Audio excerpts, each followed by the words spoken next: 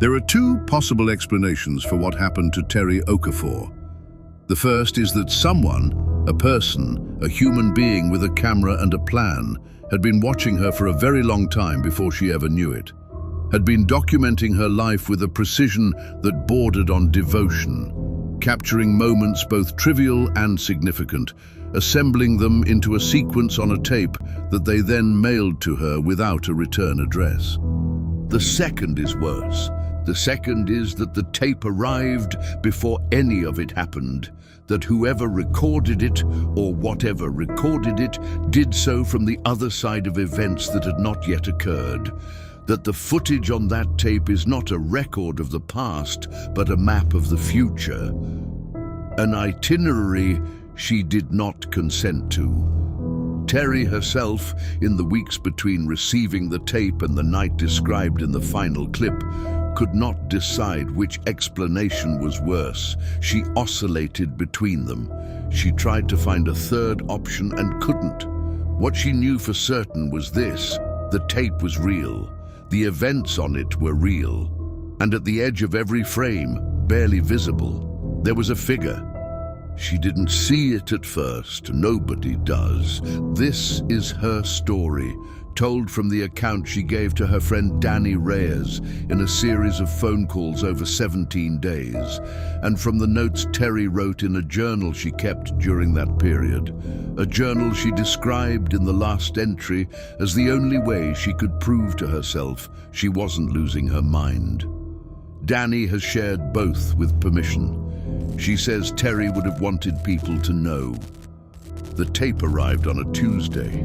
Terry Okafor was 29 years old, a paralegal at a mid-sized firm downtown, and she lived alone in a one-bedroom apartment on the third floor of a building she had chosen specifically because it had a secure mailroom. She was organized, practical, quietly funny, and, by her own accounting, not someone who believed in things she couldn't verify.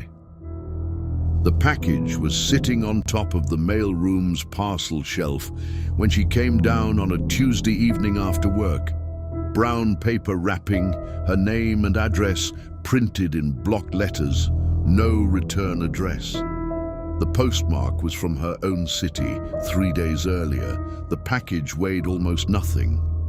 Inside, in a nest of crumpled newspaper, was a VHS tape. No note, no label on the tape beyond a strip of white adhesive with the word "watch" written on it in the same block letter hand as the address. Terry stood in the mailroom holding the tape and experienced a sequence of emotions she later describes as confusion, then mild irritation, then a particular kind of unease she couldn't locate the source of. She turned the tape over in her hands. VHS. She had not held a VHS tape since she was roughly 5 years old. She wasn't even certain she knew what VHS stood for. Her first call was to her friend Calvin, who collected vintage electronics. He did not have a VCR. He suggested Danny, who had bought one at an estate sale 2 years ago for reasons she couldn't fully explain even to herself. Her second call was to Danny. Danny said, "Who still sends VHS tapes?" Terry said, "That is an excellent question." Danny said she could come over with the VCR on Thursday. Terry said fine. She set the tape on her kitchen counter and went about her evening. She looked at it twice more before she went to sleep. Each time she told herself she was being ridiculous and went back to whatever she'd been doing. Thursday came. Danny brought the VCR, a hulking grey thing from the mid-90s that she'd hauled over in a tote bag. They connected it to the small TV in Terry's living room with a level of cable sorting effort that Terry describes as genuinely humbling for two women with postgraduate degrees. Eventually, the TV showed a blue screen with the word "play" in the corner. Terry picked up the tape. She looked at it. She looked at Danny. Danny said, If this is a prank, Terry said, I know. She put the tape in. The VCR made the specific mechanical sound of a tape being accepted. The screen went to static. Then the static resolved. The tape opened on what appeared to be a coffee shop. The footage was handheld, slightly unsteady, the framing imperfect. The kind of video you get from someone holding a camera rather than setting it up. The image quality was consistent with the format, slightly soft, the colors a little warm, the whole thing carrying the unmistakable visual texture of something recorded on analog. Terry recognized the coffee shop immediately. It was the one on the ground floor of the building across from her office. She went there most mornings. In the footage, a woman stood at the counter ordering. Terry stared at the screen. She said, "That's my coat." Danny said, "What?" The woman in the footage had Terry's coat. The dark green one she'd bought 6 months ago, but more than the coat, the hair, the way she was standing, the specific tilt of her head when she spoke. It was Terry. On the tape, the Terry figure reached the front of the line and ordered. She picked up her drink from the counter. She turned and walked toward the door. And for 1 second, full face, she was looking in the direction of the camera. The real Terry, sitting on her sofa, leaned forward. She said, "I don't remember this." The clip ended. The tape continued. The second clip was shorter. Terry's building, exterior, daytime. She came through the front door at what the ambient light suggested was early evening, carrying groceries. She fumbled with the bag on the front step for a moment, almost dropped it, recovered. It was the kind of mundane micro moment that happens every day and is never recorded because nobody cares, except it was on the tape. Danny said, "Okay, that's a little..." Terry said, "Pause it." She couldn't pause it. There was no remote. She went to the VCR and hit the pause button manually. She looked at the frozen image on screen. She looked at her coat hanging by the door. Same coat, same bag she used for groceries. She said, "Someone is following me." Danny said, "We should call..." Terry hit play. She wanted to see the rest. The third clip was inside a restaurant she went to with her co-worker, Preet, every other Wednesday. The fourth was her at a crosswalk on a street she crossed every day. The fifth was her leaving the gym. All mundane, all real, all footage of her going about her life that she had no memory of being filmed. She told Danny, "This has to be someone I know, someone with access to my routine. This is a stalker. This is a real person with a camera." She said this firmly and with conviction because she needed to hear it said, and she needed it to be true. Then the sixth clip began. The sixth clip was different from the others. It showed Terry at her kitchen counter. Her kitchen, the kitchen she was currently sitting 15 feet from, making coffee in her green bathrobe. The one she only wore at home. The one that had never been outside her apartment. On her kitchen counter in the footage, just visible at the edge of the frame, the VHS tape, brown paper wrapping half removed. The tape sitting there as she made coffee, having just opened it. Terry looked at the tape on her kitchen counter, the one she'd removed from the brown paper wrapping on Tuesday, still sitting there. She sat very still on the sofa for a very long time. Then she said quietly, "This hasn't happened yet." Because in the footage, she was alone. But it was Thursday, and Danny was sitting right next to her, which meant the footage of her opening the tape, the footage of her in her kitchen on the morning she first saw it, that hadn't happened yet. It was going to happen. She was going to be alone with it, probably the following morning, and whatever was on this tape knew that. Danny said, "Terry, we should stop watching." Terry pressed play. The clips that followed were not of things that had already happened. They were of things that hadn't happened yet. Terry understood this within 30 seconds of the 7th clip beginning, and the specific quality of her understanding, not panic, not denial, but a very careful, very cold recognition, is something Danny describes as one of the most unsettling things she has ever witnessed in a person. She says Terry went quiet in a way that was not the quiet of fear, but the quiet of someone whose mind is running very fast on a problem they cannot afford to get wrong. The 7th clip showed Terry at her office building's parking structure, a level she used on Fridays when the street parking was full. In the footage, she was walking toward her car, keys in hand, and as she reached for the door handle, the key ring slipped and fell between her car and the adjacent wall into a narrow gap too small to reach into directly. She crouched and looked and then stood and looked around the parking structure. This had not happened, but the following Friday it did. Terry told Danny that morning before she went to work, "Don't think about it. If it happens, it's a coincidence. Don't read into it." Her keys slipped from her hand at 3:47 in the afternoon and fell into the gap between her car and the wall. She stood in the parking structure and felt the cold move through her, the way cold moves through a person when a thing they were hoping would not happen has just happened, and there is now nothing left to hope for. She retrieved her keys with a pen she found in her glove compartment. She sat in her car for 11 minutes before she drove home. The 8th clip had shown her at a pharmacy, picking up a prescription she hadn't known yet that she would need. She called her doctor 3 days later about a recurring headache she'd been ignoring and was prescribed something for tension headaches and went to the pharmacy on the corner to fill it. She stood in the pharmacy line and tried to breathe normally.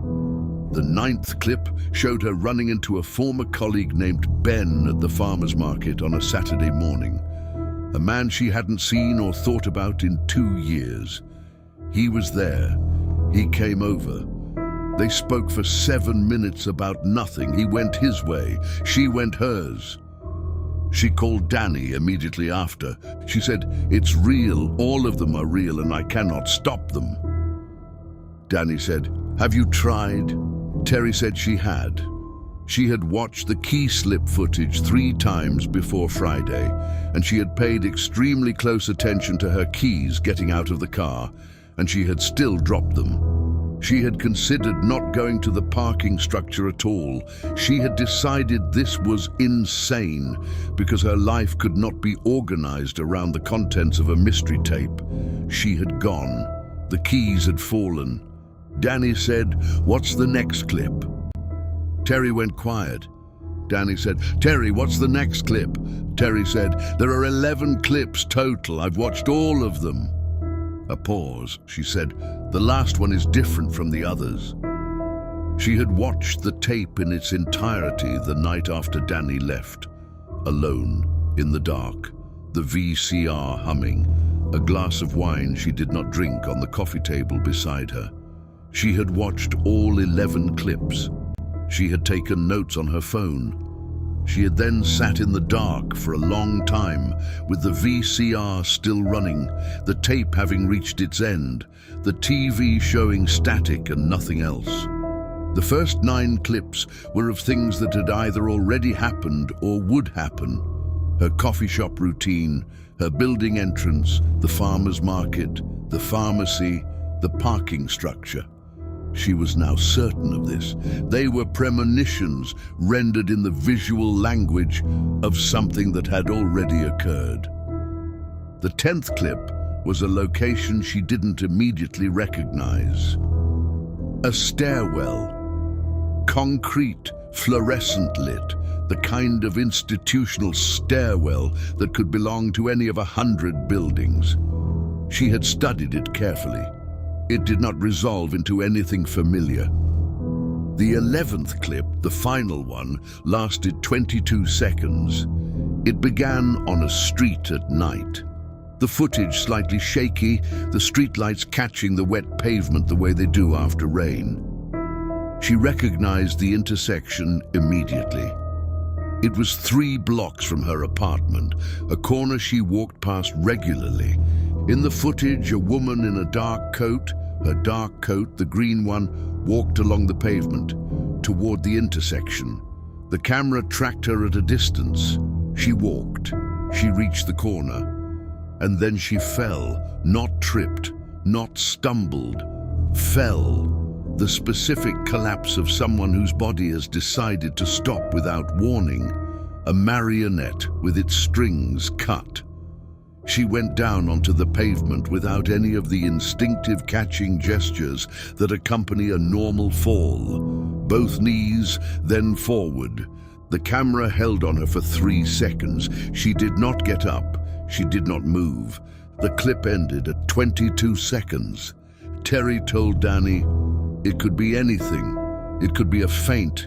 It could be she tripped on something in the road. It doesn't have to be..." Danny said, "Terry." Terry said, "I know." She had watched the clip 11 times. She had looked at every frame. Whatever happened to the woman in the dark green coat at the corner 3 blocks from her apartment? The woman did not get back up within the 22 seconds the footage lasted, and the camera had not moved to help her.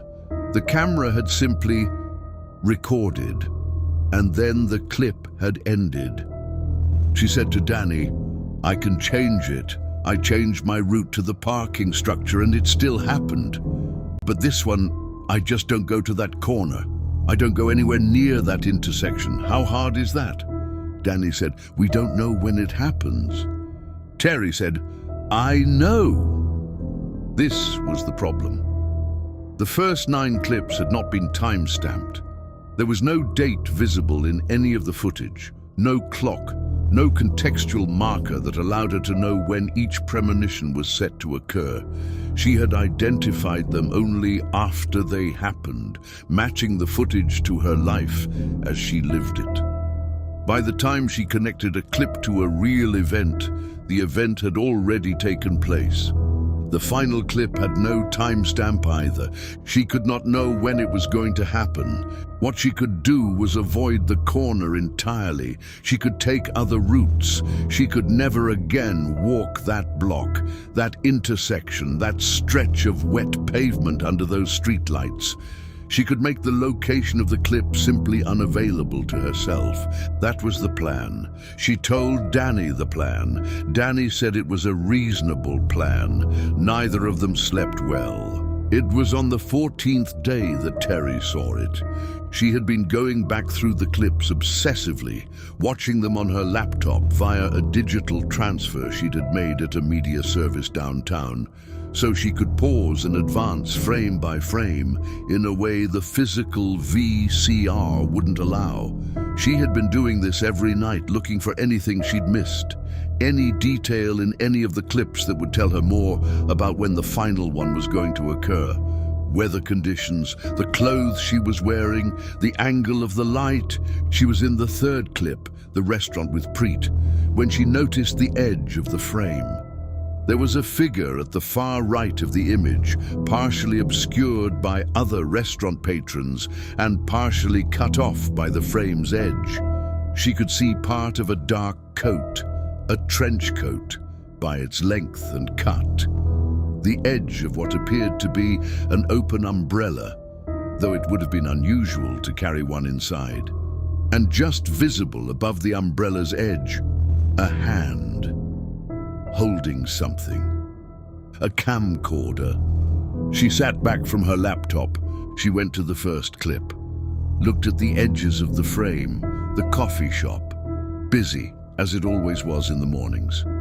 She scanned the background, the edges. There, at the left of the frame, half behind a pillar, dark coat, the edge of an umbrella handle. The second clip, her building entrance. She had to look harder for this one. The figure was behind her, at the far edge of the shot, almost entirely out of frame, the tip of what might be an umbrella, the suggestion of dark fabric, every clip. She went through all 11 in order, advancing frame by frame at the edges, the periphery, the places you don't look when you're watching the center of the image.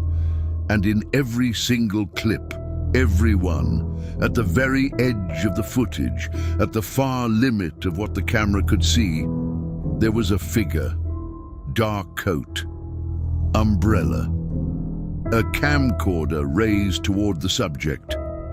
Not always clearly visible, in some clips barely visible at all, a shape, a shadow, the edge of fabric, in others more distinct but present, consistently, unmistakably, across all 11 clips, the same figure at the same careful distance watching. But how could he be in two places at once, she wondered? Or did he have an accomplice, maybe? Terry called Danny at 11:30 at night. She said, "There's someone in every clip." Danny said, "What?" She described what she had found. Danny was quiet for a long time. Then Danny said, "This is a person. Someone has been following you and recording you, and they sent you the footage."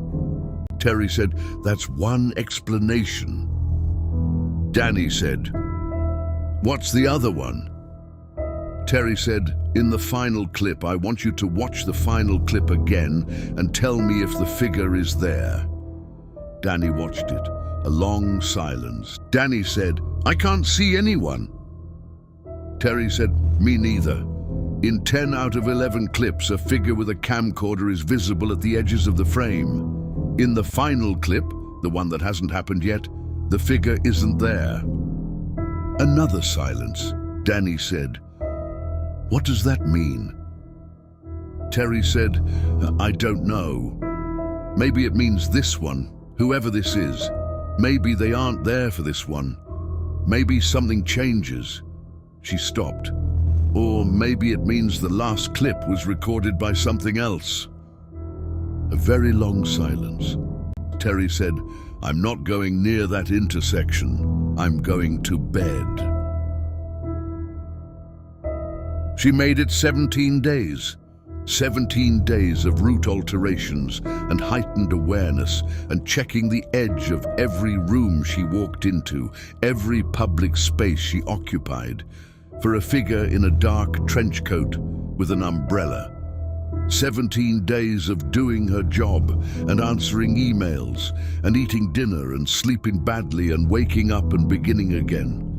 17 days of maintaining the careful, practical approach to an impossible situation that she had decided was her only real option.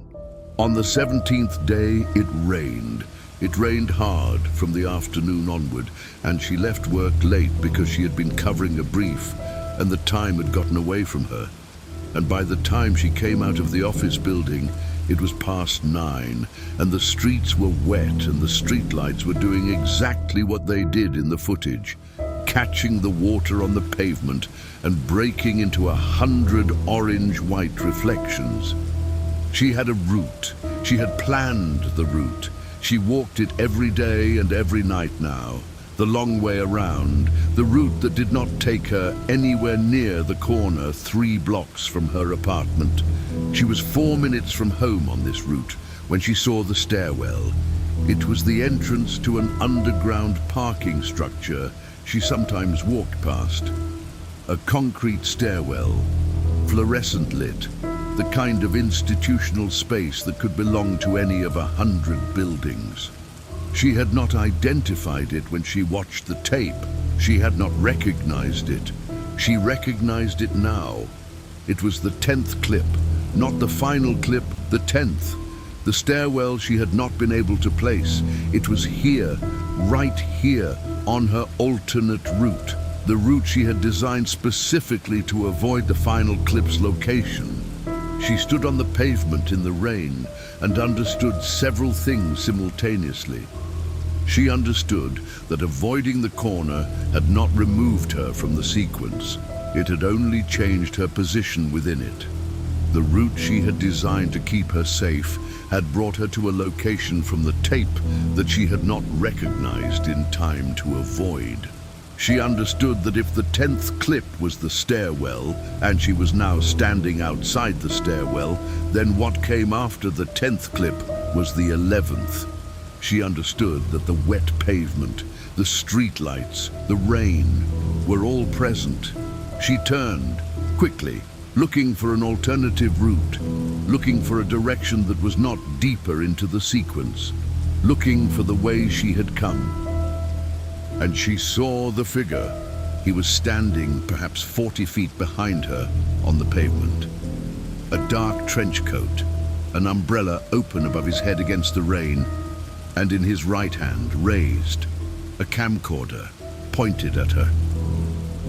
She stood on the wet pavement in the rain and looked at him, and he looked back at her from behind the lens. He had been there for all of it, every clip, every moment, every place the tape had shown her. This figure had been at the edge of the frame, documenting, recording, watching.